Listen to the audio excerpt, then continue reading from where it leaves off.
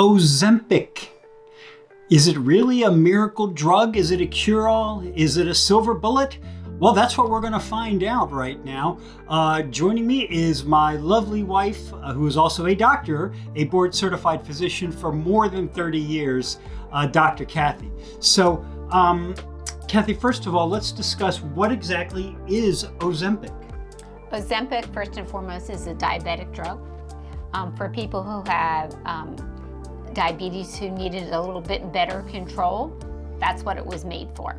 And is that what it's still mostly used as, or has it gone beyond that?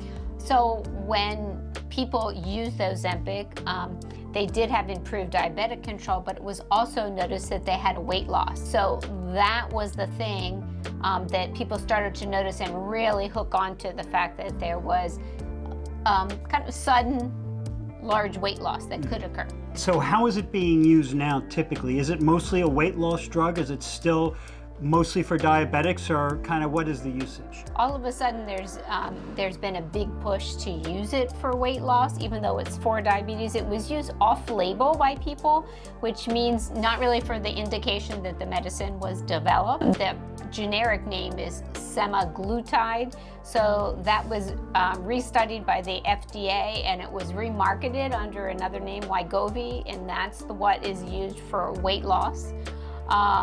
But there is good and bad about any drug that you take. That leads me to my next question then, the good and the bad. The good apparently is it helps you lose weight, right? And that is very good for any and all of us, I think. But there certainly are side effects, there are downsides. Let's talk about those a little bit. So as you said, obviously, weight loss is beneficial for people who are obese because it decreases your risk of early death from a variety of conditions that can occur just because you're obese.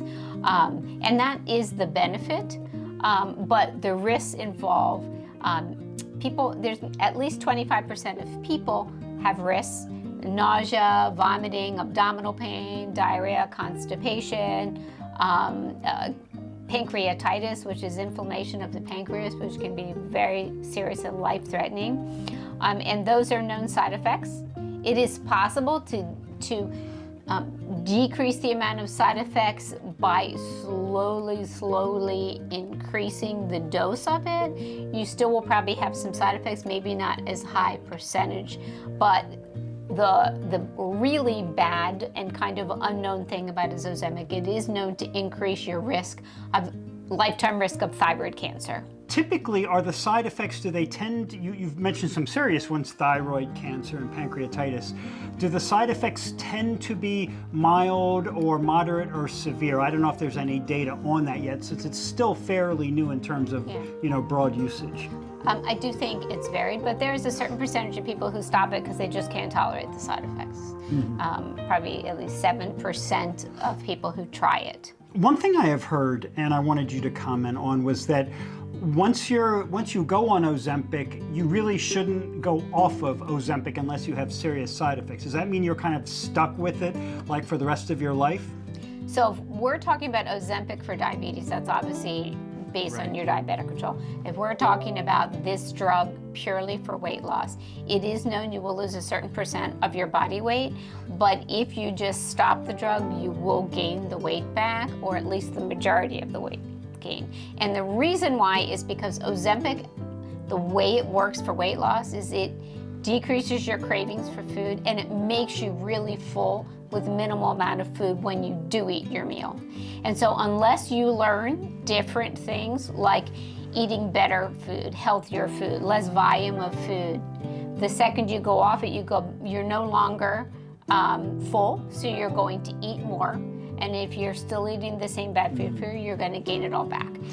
So. And if you don't change your diet anyway, if you eat a lot of junk food, you're drinking a lot of soda, things like that, even if you have smaller amounts, you're not really going to be healthier in that way, are you? Even if you lose some weight. Right, because it's what you eat as well. Not that you can't have the occasional junk food, but you have to learn to eat better. Right, okay. Yeah. The reason Ozempic now Wegovy, is a big deal because the the gold standard, meaning the best way for obese patients to get rid of their weight, is bariatric surgery. That's a very involved process. It is a surgical procedure. You have risk of surgery, you have risk of anesthesia, you have a percent of people who need repeat surgery after. There's a 6-month period of time where you have to go to a variety of evaluations to see if you really understand, and nutrition counseling and all kinds of things to see if you're even a candidate. So it's a very cumbersome, difficult process, and you have to be willing to go through surgery. So while that most people will have a greater weight loss with bariatric surgery and a more sustained weight loss, like 10 years out long term, than Ozempic. But Ozempic is the best drug that we have nowadays to decrease a certain percentage of your body weight. And looking at follow-up studies like 10 years out type thing, it is less than bariatric surgery, but it's still the highest loss, sustained loss. One of the populations that's at greatest risk for weight gain is the population that this channel is aimed at. So it's people who are old, people who are getting older, people who are retired, looking at retirement, and we tend to gain weight easier. Certainly, I am familiar with that. So, is this something that that can disproportionately help? Do you think the community? I mean, it's true everything you said.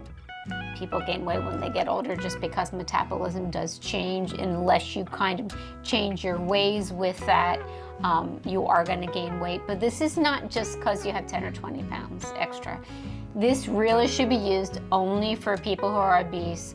Clinically obese. We're not using a pejorative here. Or very close to it with other comorbidities, it's called, which means other medical problems that increase your risk. So it should not be used for people who just want to drop 10, 20 pounds because they want the easy thing for a wedding they're in or something like that. And that's really important too. What would you recommend for someone considering Ozempic? Should this only be dispensed, for instance, by your doctor? Absolutely, you need to be with somebody like your primary care doctor, internal medicine, family medicine, somebody like that who knows you, who can counsel you on risk benefits, who can see what your weight struggles have or haven't been, can see what you have done in the past, see if you're yo-yoing, dieting, weight increase, weight decrease, weight increase, weight decrease, and really can look at what you need individually and really discuss the risks and benefits, because it's not a one-size-fit-all thing, and it really should be given by someone who really can regularly follow you. The whole process of starting it is like a 4 months process to even get you up to the correct dose for you to lose weight. That requires close follow-up for you. Thanks so much, Kathy. Now, we're going to have a lot more information on diet and nutrition and health issues for us as we grow older on this channel. So make sure you're checking back, and thanks for joining us today. Kathy, Thank you. Love you. Love you too.